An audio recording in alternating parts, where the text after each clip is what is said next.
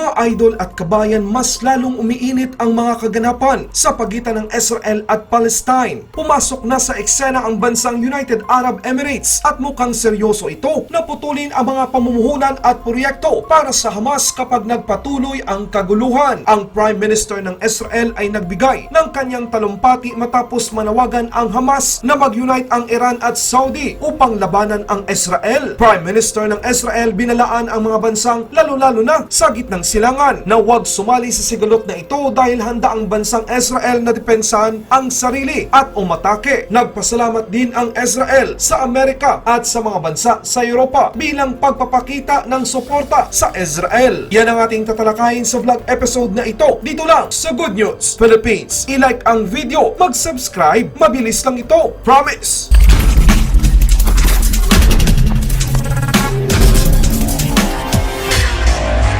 Binalaan ng United Arab Emirates ang Hamas na ang mga nakaplanong pamumuhunan sa Gaza Strip ay maaaring hindi sumulong kung ang masamang grupo ay hindi mapanatili ang maayos na sitwasyon o maging kalmado sa mga teritoryo nito. Sa kalagayan ng Abraham Accords bilang kasunduan sa kapayapaan at kaunlaran sa pagitan ng Estados Unidos, Israel at mga bansang nasa gitnang silangan, ang United Arab Emirates nitong nakaraang buwan ay nakipag-ugnay sa Hamas tungkol sa iba't ibang mga potensyal na proyekto sa infrastruktura upang mapabuti ang buhay ng mga residente doon. Handa pa rin ang United Arab Emirates na itaguyod ang mga civil projects sa pakikipagtulungan sa Palestinian Authority at sa ilalim ng pamamahala ng United Nations sa Gaza. Ngunit ang isang kinakailangang kondisyon ng United Arab Emirates sa Hamas na ang sitwasyon ay maging kalmado. Sinabi ng isang senior official, dagdag pa ng isang hindi nagpakilalang senior leader ng bansang United Arab Emirates na kung ang Hamas ay hindi mangako upang tuluyang maging kalmado,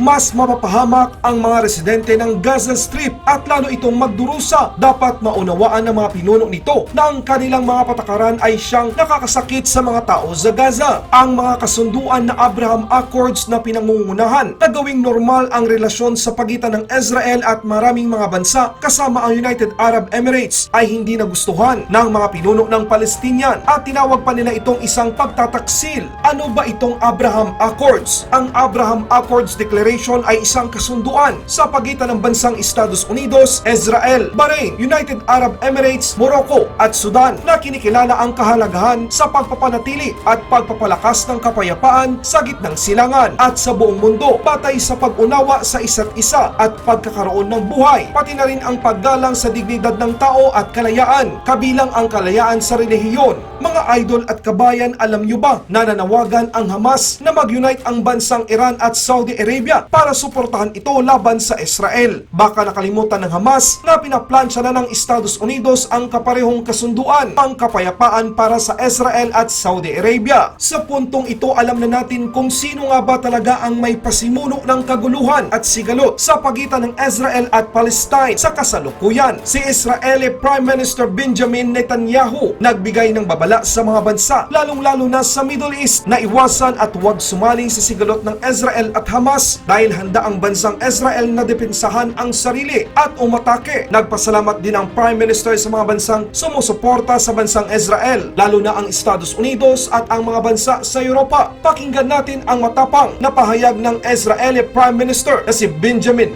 Netanyahu. It's been 5 days since Hamas brazenly fired rockets at Jerusalem and other Israeli cities in a totally unprovoked attack.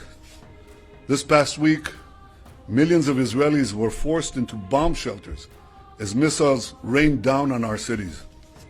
Several Israelis have been killed, many more have been wounded. You know, and I know, no country would tolerate this. Israel will not tolerate this. Israel has responded forcefully to these attacks, and we will continue to respond forcefully until the security of our people is reinstated and restored.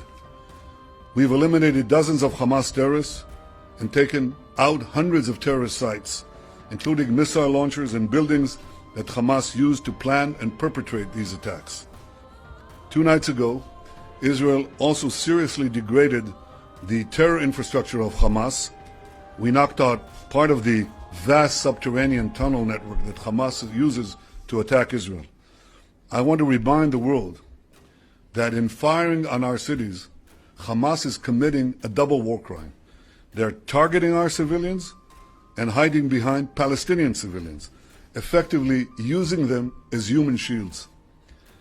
As always, Israel is doing everything possible to protect our civilians and keep Palestinian civilians out of harm's way. We demonstrated this yet again today when we warned civilians to vacate the building used by the Hamas terror intelligence. They vacated the premises before the target was destroyed, and that's why you don't hear of casualties from these collapsing terror towers, because we take special care to avoid these civilian casualties, exactly the opposite of Hamas. Defeating Hamas does not only serve Israel's interest, it serves the interests of all those who seek peace, stability, security in the Middle East. I want to thank Israel's many friends in the international community who have strongly backed Israel's action in defending ourselves. I want to thank the President of the United States, Joe Biden, and I want to thank the many countries, including European countries, that flew the Israeli flag in solidarity on their government buildings. No one should have any equivocation about the choice that is so clear here. And I want to thank President Biden for his clear and unequivocal support. You cannot equate a democracy that values life with a terror organization that glorifies death. I also want to say a word about the violence we've seen in recent days within Israeli towns, from Lod to Bat Yam, from Akko to Haifa. The Jewish state will not tolerate pogroms against our citizens. We will not allow our Jewish citizens to be lynched or to live in fear of murderous Arab gangs. We will not tolerate the torching of synagogues and the torching of property. At the same time, we will not allow Jews to take the law into their own hands and attack innocent Arabs or lynch an innocent Arab. There was one such case, such effort. We won't allow these attacks on innocent civilians, Arabs and Jews alike. To tolerate this unacceptable vigilantism and violence is to pave a way to anarchy. Israel is the Jewish and democratic state where all our citizens, Jews, Arabs, and everyone else, are equal before the law and will receive equal protection from those who enforce the law. I am fully confident that Israel will be able to deal with these threats from without and these threats from within. I'm confident in our army, I'm confident in our police, and above all, I'm confident in the resolve and determination of the people of Israel. Just as we've always done, we will weather this storm and emerge stronger than ever. Thank you. Laban Pinas.